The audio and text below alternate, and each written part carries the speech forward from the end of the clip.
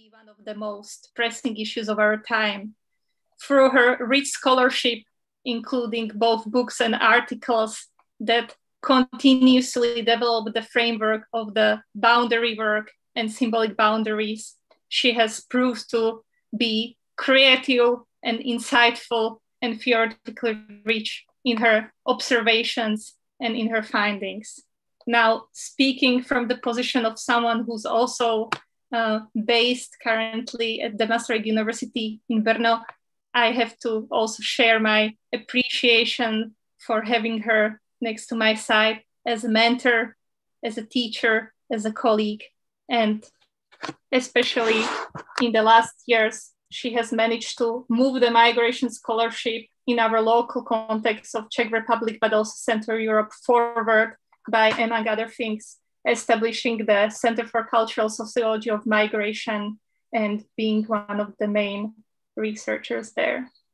Now, personally, because Nadya in her lecture is also going to be personal, so I can also be a little bit personal. I have found her work very inspiring, not only because it's theoretically rich and analytically insightful, but also because it's such a pleasure to read and it's really engaging, which are the two qualities which I really believe should define the sociology and sociological writing. Now, I'm not gonna speak anymore, but I'm very happy that Nadya decided to be personal in this keynote and that she decides to approach the reflection on doing the migration scholarship from her own experience. So now, Nadya, the floor is yours, and me together with the rest of the conference participants and our viewers are curious what you have to say. Thank you very much for taking part at the conference. Well, thank you very much for that very generous introduction. Thank you everyone for being here today. And I want to thank the organizers of this wonderful conference for inviting me to give this talk today.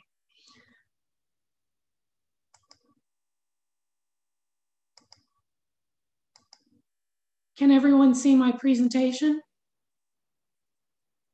Okay. So this talk is about the reflexive turn in migration studies that came to the fore in the 2010s. I explore the idea of doing migration as suggested by Anna Amelina, which I'll talk about more later on. I will use three different lenses to explore what reflexivity as a researcher of migration means to me: bias, biography, and boundaries. And I'll tell you, this isn't your traditional talk, so I hope you're ready for something a little bit different. There's almost no text in my presentation, it's all images. So before I go any further, I want to interrogate the title of my presentation. In my title, I mentioned being a second-generation migrant, a seemingly descriptive and harmless term. But digging deeper reveals another layer.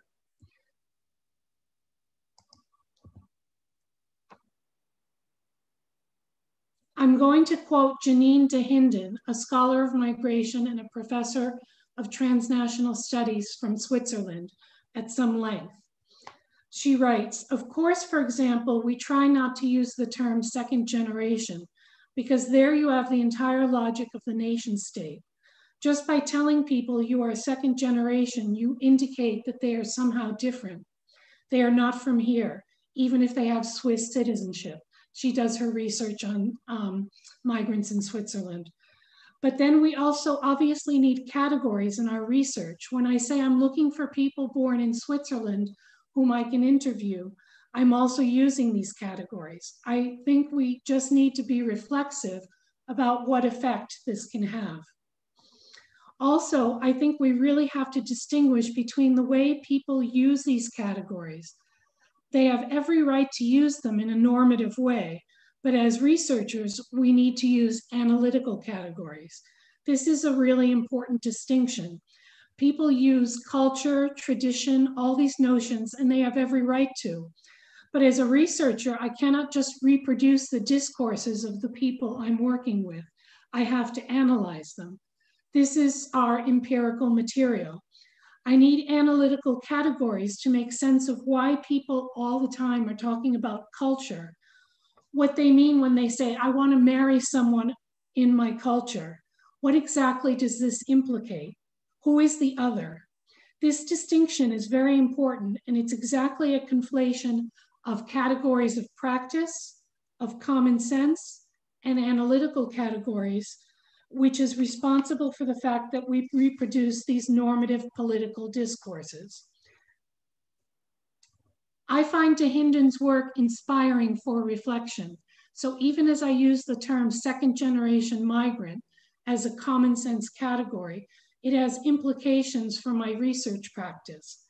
Keeping the distinction Dahinden sees as so important between categories of practice and categories of analysis, also highlighted by Rogers Brubaker with the term Muslim, for example, is something I'm getting used to. Of course, as a child, I couldn't see this at all. Being a second-generation migrant was my entire identity. And that's where we can start with the first of the 3 B's, bias. When reading articles from psychology on bias, they often start by saying it can be useful from an evolutionary point of view, such as making a quick decision in times of danger or cognitive overload. There's no time to reflect on the nature of a predator. We turn to our biases. But using these types of mental shortcuts also leads to stereotyping, which impedes empathy and understanding and ultimately perpetuates systems of inequity, or even more, in the case of police and healthcare, can even result in the loss of human life. And by being blind to bias, we can confuse beliefs with facts. Biases are so powerful precisely because they're related to moral convictions. I'd like to offer up Kate Stitham's model to think about the sources of bias as 3 lenses that color our ability to see things, quote, objectively. She's an organizational consultant, and I think they often offer better visuals than academics like this one.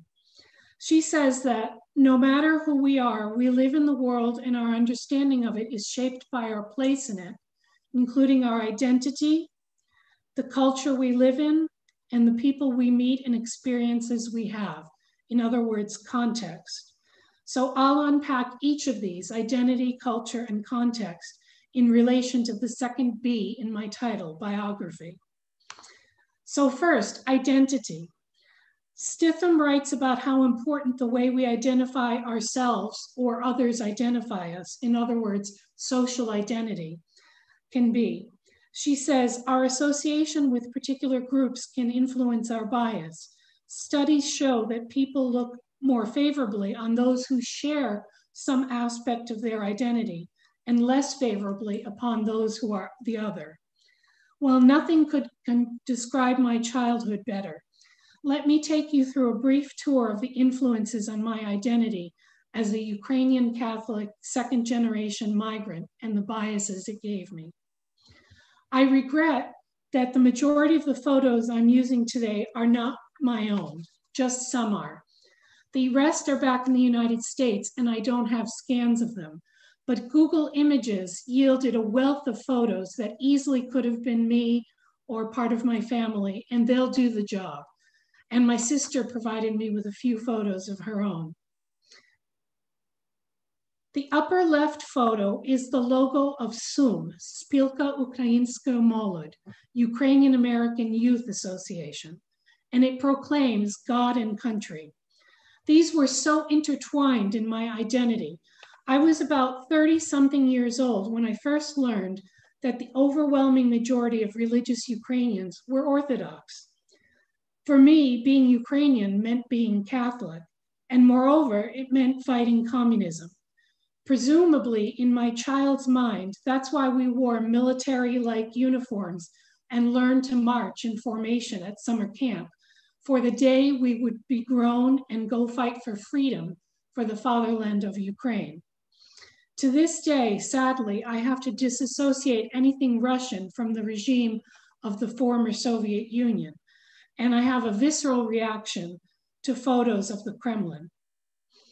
So my parents and older sister who had fled communism after World War II, and of course me, even though I was born in the United States, were somehow pure for two reasons. And this is where the second element of bias comes in, culture.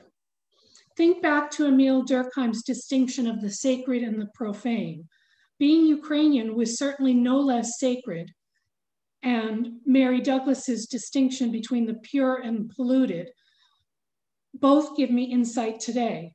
We were also pure because we were against communism. Democracy was indeed sacred. I absolutely could not comprehend when one of my non-Ukrainian friends answered my question, "What are you?" with something like, "Oh, maybe half German, a little English, some Italian, but you know, I'm just American." That would send chills down my spine. I wasn't even a Ukrainian American. I was a Ukrainian who happened to live in America, as I would declare in my teens.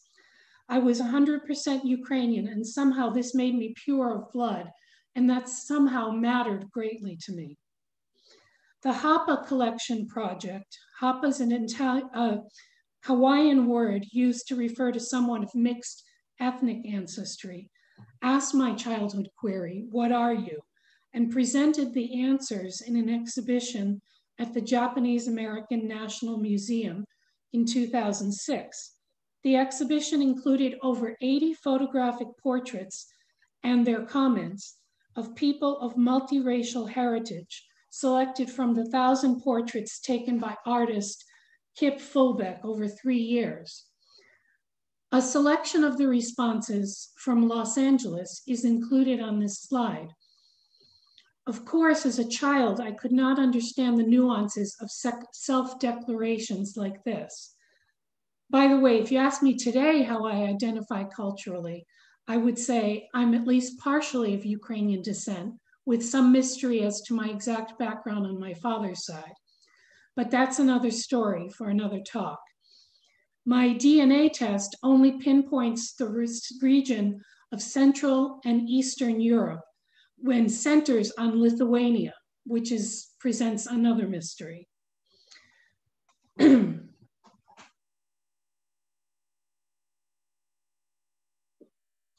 The next few slides reflect the ways my Ukrainian Catholic identity has manifested in my life until today.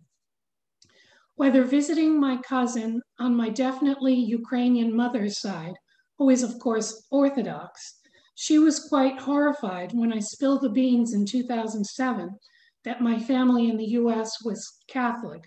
Apparently, my mother was rebaptized as a Catholic in the early 1950s, but she never told anyone in her family. Here we are celebrating Mass in someone's basement in Eastern Slovakia with a small community of Ukrainians in the early 2010s, while their wonderful and petite church was being built. Or preparing my traditional Easter basket of food to have it blessed in New Haven, Connecticut. Mind you, I'm not religious at all, but the custom stayed with me. Or participating in preparation for my young niece's first Holy Communion at a Ukrainian Catholic church in New Jersey. To finish talking about culture, if such a thing is even possible, I want to reflect a bit on the process of categorization. Again, I'll call upon the ideas of Janine de Hinden, this time with her colleagues, Carolyn Fisher and Joanna Menet, in an article published in 2020. They define reflexivity as a process of decentering by distancing one's research from well-established ideas while developing alternative ones. They suggest taking into account the perspectival, political, and performative character of categories. They like alliteration too. And this allows researchers to avoid reproducing hegemonic structures and essentialized ideas. They write, researchers are confronted with a dilemma that, while not new, remains important. Categories are problematic, yet we need them in everyday life and the social sciences alike. Here they cite Brubaker and also Dirk Jacobs. In the social sciences, it is neither possible nor desirable to avoid using them when doing empirical research. Yet, I would say that there's a larger point, that social scientists contribute to the creation of the social world, not only within academia, but also in the world at large, when their categories are perceived and employed by others, whether it's policymakers, laypersons, or journalists, for example. Consider the category of migrant. It contains many subcategories, each of which has specific connotations and policy implications.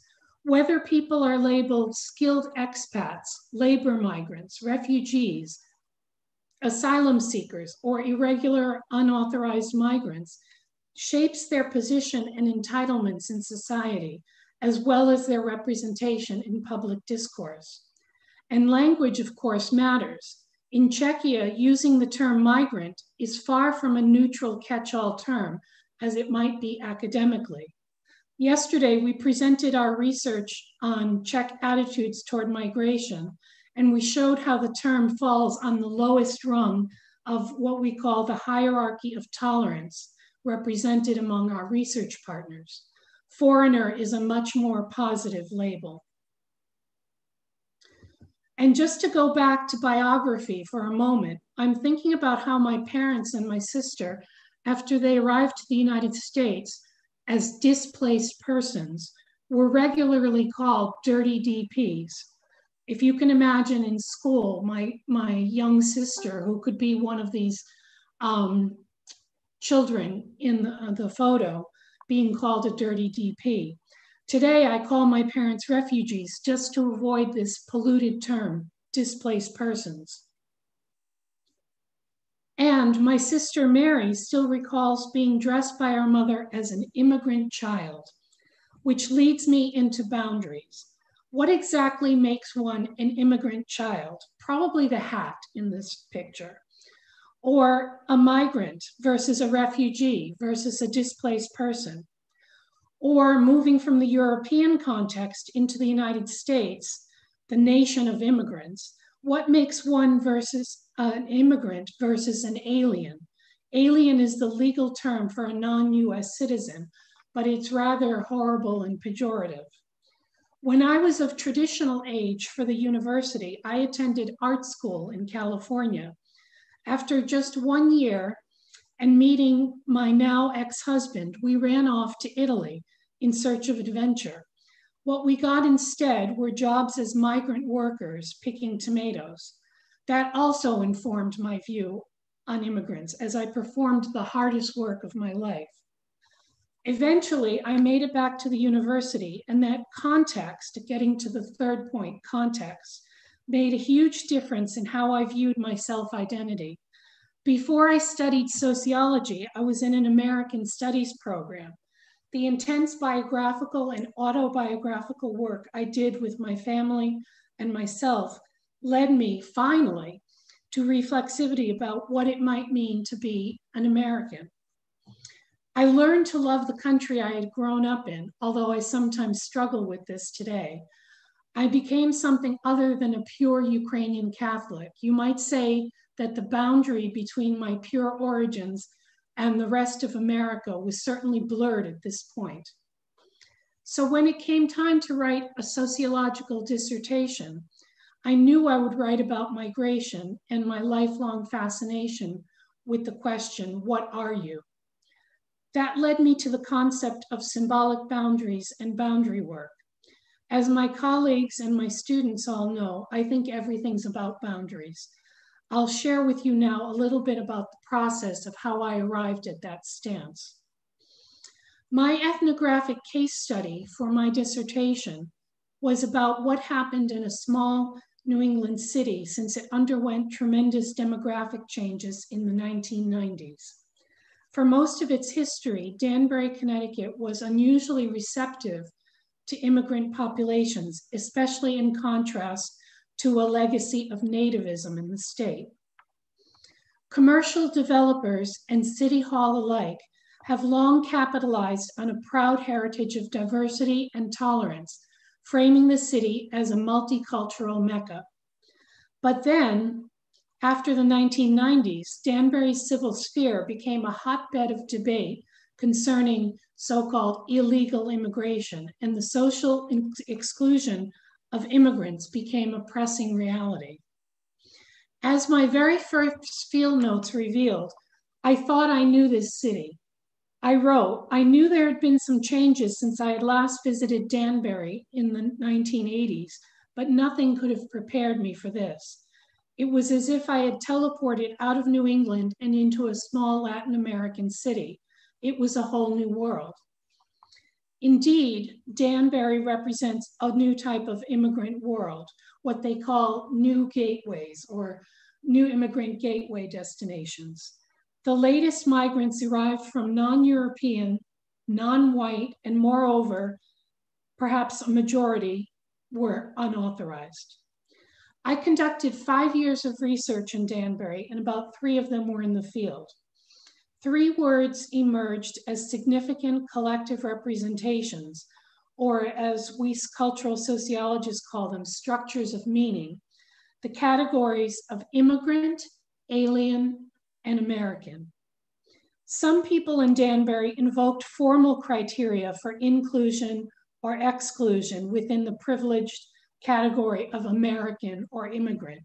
In other words, they emphasize legal boundaries, while others embraced a more humanistic standard or moral boundaries.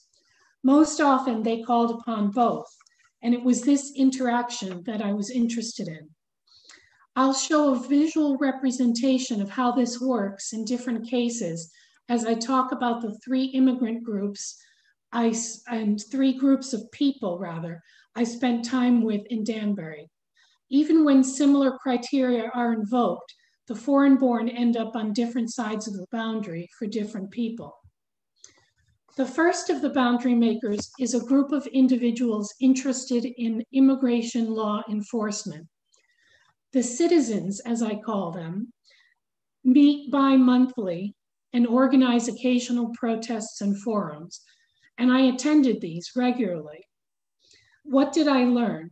First, the citizens have an overwhelming tendency to talk about Danbury's foreign-born population in black and white terms.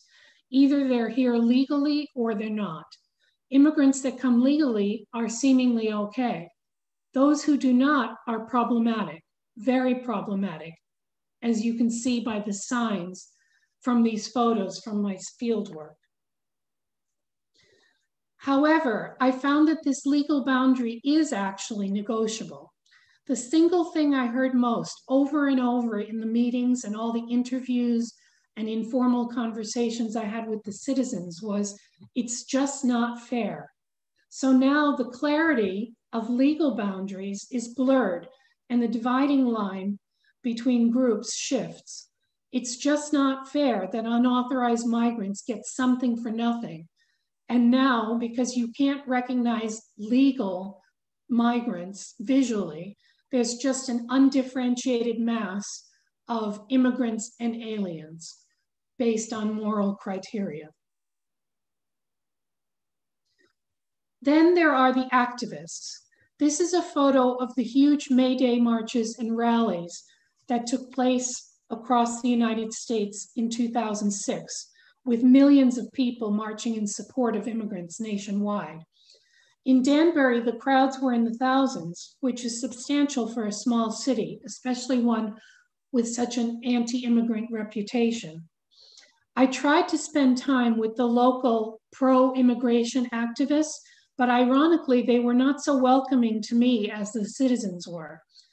I don't know if they just felt that somehow I was a secret anti-immigrant person myself or what, but they just didn't trust me.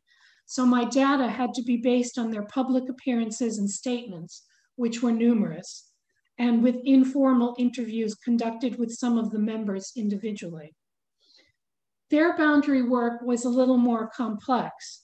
Their structures of meaning, no human being is illegal, or America is a nation of immigrants, put everyone on the pure side of the boundary in legal terms, because they're persons and as such, they're already entitled to full legal rights according to the US Constitution. Like the citizens, activists believe illegal immigrant is the wrong term, but for opposite reasons.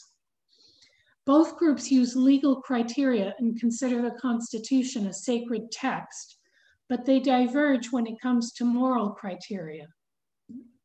The impure side of the us, not us binaries for both sides is terror, war, invasion, secrecy, but the perpetrators are different. Whereas for the citizens, it's the unauthorized migrants that bring all these terrible things. In the case of activists, it's the US government, George Bush, the Department of Homeland Security, and all racists and xenophobes representing a particular kind of American that they leave out in the cold based on their moral boundary work. Finally, Tribuna is a bilingual family-run newspaper whose front page mission is to build bridges and bring cultures together. For this family-based ethnic community organization, all three categories of individuals belong to the kingdom of God, and this trumps all. However, with a closer look, the way they invoke legal boundaries places aliens out in the cold, much like the alleged anti-immigrant citizens, but for entirely different reasons. The legal boundary is important to Tribuna and is usually activated through the newspaper, where they have publicly denounced those that traffic in fake documents or admit that some of their community receives welfare when they actually don't need it. But boundary crossing is possible when aliens do the right thing and the Christian thing. They follow the law, make an attempt to learn about it and incorporate into the American mainstream, they become immigrants. So based on moral criteria, everyone belongs. This type of boundary work and labeling motivates my research 15 years later on everything. For example, from the same project in which we're studying, my team and I are studying how Czechs feel about migrants and migration, we have this figure which shows the differences in how they're reflected through the lens of symbolic boundaries and securitization.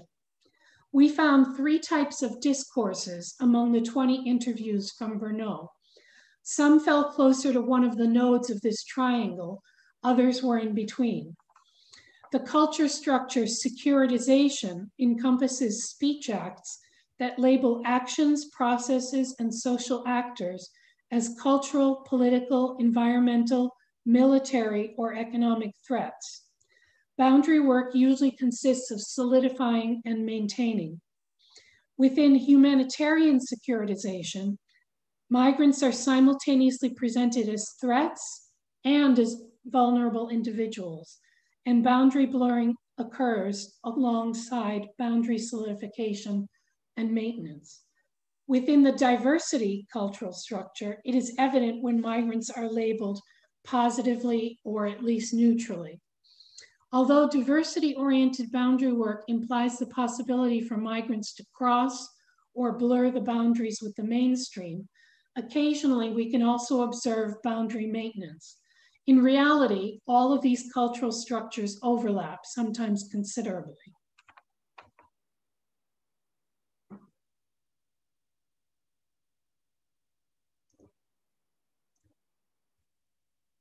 Now, to conclude, I'll go back to my title and talk a little bit about Anna Amelina's approach of doing migration, which she ties in with the strong program in cultural sociology.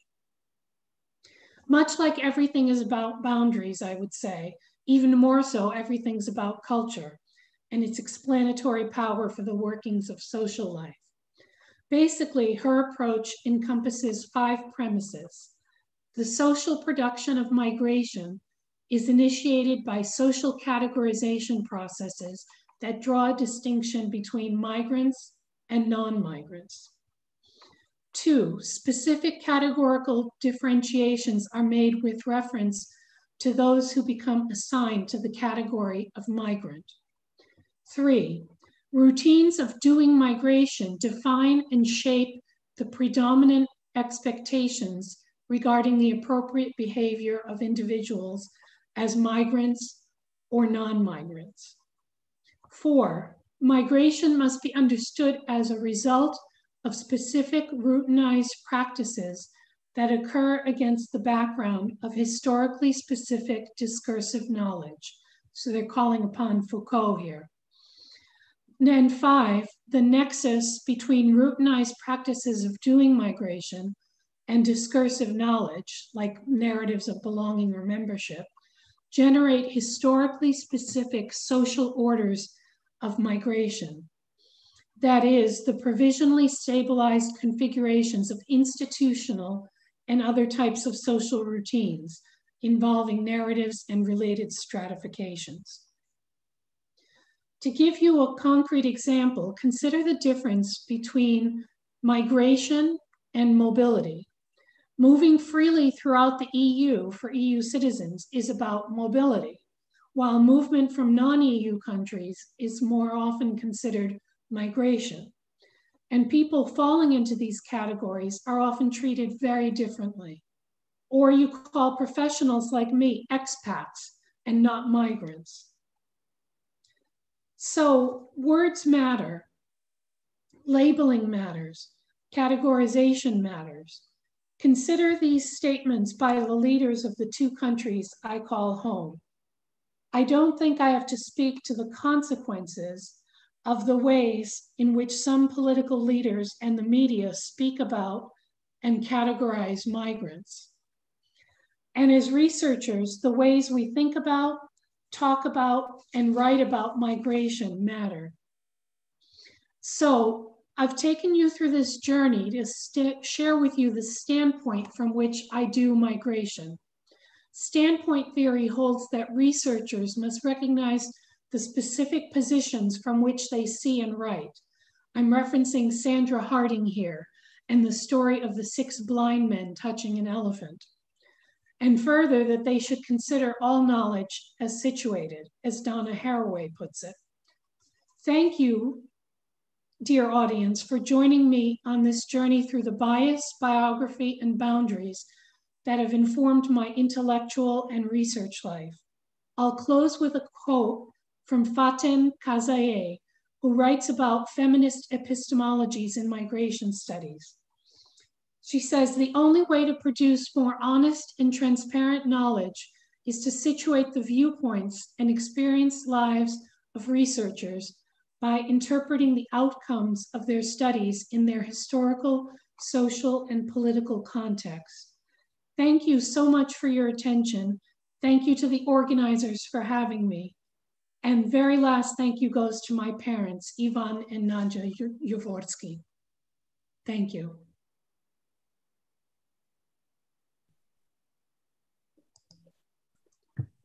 Thank you very much, Nadya, for this rich presentation. You managed to touch on so many important issues that I think there will not be a scarcity of questions, and I already see some hands up. So please, if you want to ask some questions, don't hesitate to get in touch with us.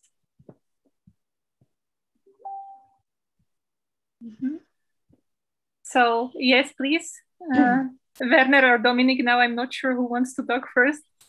Hey, Dominic, so thank you very much for the wonderful talk. Okay, I have a fairly trivial question. I would like to ask a question related to the Catholic component of your Ukrainian identity. I mean, it's coming from a place exactly because I come from a Catholic Ukrainian background, but I see a sort of omission. Do you think that what may have played a role in this strong anti-communist orientation is actually the fact that in Ukraine during the communist era, as well as Czechoslovakia, Greek Catholics were actually severely prosecuted much more than Orthodox Church, which was exactly sort of a substitute in some parts for which was sort of forcefully substituted for the Greek Catholic Church. So I just wondered if this was a part of the narrative that you grew up. Definitely. We heard narratives from the time we were small children about how the church was suppressed during communist times. And you had even seminaries putting out priests, secret, underground seminaries. And these priests would travel to the US or somehow escape and take care of the churches in the diaspora. And the Ukrainian diaspora was very intense like this. And as it is with many diasporas, there was sort of a sense of being frozen in time. So the anti-communism, the Ukrainian nationalism, I had to go to school every Saturday and study Ukrainian language and history and religious studies. I had to go to summer camp and study all those same things. And when 1989 came, and eventually independence for Ukraine as well, the diaspora didn't know what to do with itself because it didn't have that enemy that had suppressed the Catholicism all along. We have another question from Petra. Hello, Nadya. Thank you very much for your inspiring lecture and sharing your personal story with us. It was really interesting for me. Yeah, the question is, I'm a little bit struggling with the term generations or generation of migrants. I'm not such happy with Anna Amelina's arguments, but of course, we can discuss about it more. So my question here is that how would you react to the criticism of Nicholas de Genova on the native points of view in anthropology or sociology of migration? For those who are not so familiar with it, it's perhaps important to say that he is reflected a reanimated anthropological dogma of cultural essentialism, the pseudo-ontological notions of irreducible difference. And he's really critically analyzing nativism in migration studies. Similarly, for example, Talal Asad is using the similar perspective while speaking about malformed perspective. The trouble part for them is the affinity between the politics of nativism and what can be called anthropological or sociological nativism. So my question to you is, how would you react to their criticism while speaking about generations of migrants? Well, this is a great question. And I think that their theorizing is, well, it's certainly well-intentioned and also makes some important points. But the thing about the generations is, it's funny, I titled the talk quite some time ago. And then I was doing some reading in relation to producing the talk. And I said, oh, second generation, this is a problem, isn't it? But I don't know. For me, there's always this tension between the categories of practice and the categories of analysis. Because if you're not using categories of practice, if they're somehow taboo, how do you identify people? How do you actually talk about people who have moved from one country to another, or people who are descendants of those who have moved from one country to another? And I think this tension can be productive. I'm not sure I entirely agree that it completely reproduces the logic of the nation state. And she doesn't say a lot about that. But I think that the tension between categories of analysis and categories of practice, and the tension between the sociological or anthropological nativism and the critiques thereof, I mean, it seems unsolvable to me. And I know that's not a very good answer, but it exists in attention for me. Thanks a lot. I don't have either the answer, and I'm struggling with it. I'm trying to use, instead of labeling some generations, so I'm using, for example, term refugees or women with refugee experience. Yeah, someone who is partially lived the experience of being refugee, but it's not labeled for their whole life, and it's similar.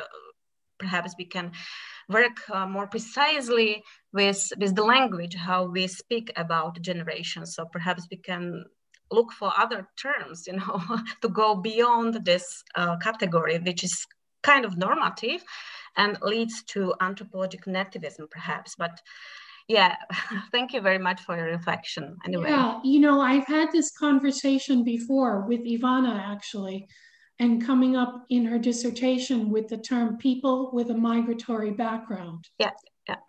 And using that term, but it took a lot to get there. Sure. It's a process. It's a process for sure. How do you refer to people on the move or people with a migratory background? I mean, or is people with a refugee experience? Sure. I like that. Yeah. Thank you. Are there some other questions currently? Please don't hesitate to raise your hand. If not, I'm gonna take the floor. So let me check. Yeah. So maybe now I will ask one question and hopefully we will get some other questions later. So Nadya, thank you very much for all these personal insights. I really appreciate it because I think good science really starts from a thorough reflection of your own positions. And I really loved how you said that you felt 100% Ukrainian. And I would perhaps like to hear, because how I know your work and your scholarship, I also know you from other types of migration-related research, one focus on the transnationalist perspective and one on more localized city perspective. And I wonder how you basically arrived to your interest in that, and if this also somehow reflects your biography and moving, let's say, from the United States to Czechia and to other different places. So in what ways you see a way out of some of these categorization debates by focusing more on the localized perspective of migration or the transnational one? All right, thank you for that question. It is part of my biography that I came upon the lens of transnationalism. Because when I went back to school, I mentioned that I was in an American Studies program first. And then I went back to finish my bachelor's degree at a women's college, Wellesley College. And there I met, I mean, I don't know if you would call her one of the founders of transnationalism, but certainly a great contributor, Peggy Levitt. And she became a great, great mentor to me at my time at Wellesley. And I also became her research assistant. So I learned a great deal about transnationalism very quickly, did interviews for her, did field work. And so that spurred on my interest. And she was interested also in the role of religion in the lives of migrants. So we looked at that, and she wrote a book called God Needs No Passport, which was an excellent study of the transnational context for what she calls global religious citizens. So, and that got me thinking, was I a global religious citizen? But by that point in my life, I had grown irreligious. And I'll say that not beyond non-religious, even irreligious. So that really shifted my identity too. And about the city and the localized context, that came from working in Danbury. I got so involved with that particular city. It was part of, also worked on it in a larger project funded by the Templeton Foundation, which was a 3-city study. And that's where the idea of cultural armature came about. and studying how context mattered in these 3 different cities. And my city was Danbury, which was also my dissertation city. And I think being steeped in that so much, I saw how much it mattered, how much what their main street looked like mattered, how much the legacy of nativism in Connecticut and in the past in Danbury mattered. So things like that contributed. Thank you very much for the answer. Now I see that Radka has her hand up, so please ask a question. Thank you, Nadya. I really enjoyed learning a bit more about your personal journey and academic journey. It was really inspiring talk. And when you talked about the different the categories in your research in Danbury, this polluted category of alien and the pure category of immigrant, I immediately thought about this complete opposite meaning in the Czech Republic, where the polluted category is the illegal immigrant, while foreigner or alien, let's say, I don't know if maybe you see some difference also in these terms, and I would be really interested if you could reflect on these differences. And maybe also if you could reflect a bit more on what biases you became aware of when moving to Czechia. What were some of the important biases for your work you became aware of? Okay, thank you. Well, the category of alien is very polluted, but so is foreigner in the United States. You would never call someone a foreigner. I mean, that would be pretty insulting. And it's just so funny that migrant in the Czech context is usually quite negative. And I'm really learning much more about this, and through our gotcha research. And yeah, I just thought, I mean, you could say in the United States, foreign born, and that might be a little more polite, but foreigner never. So anyway, my biases, when I came to the Czech Republic, I had a view of the country as sort of a sacred place because of my father. And I can't go into a long story, but where he grew up was the border of Ukraine, Hungary, Eastern Slovakia, in that area, Carpathian Rus. And so he traveled westward when he left home and ended up outside of Brno.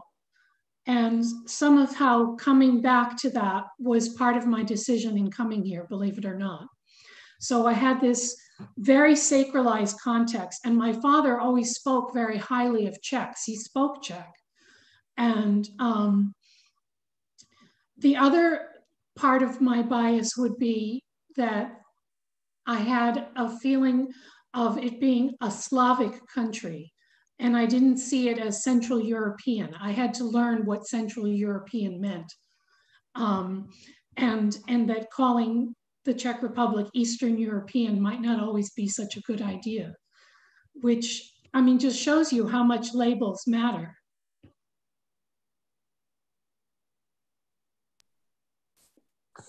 Yeah, thank you, Nadya. Especially this last remark, I think, was very insightful. I wonder if we have some other questions. Please just raise your hand or drop me a message.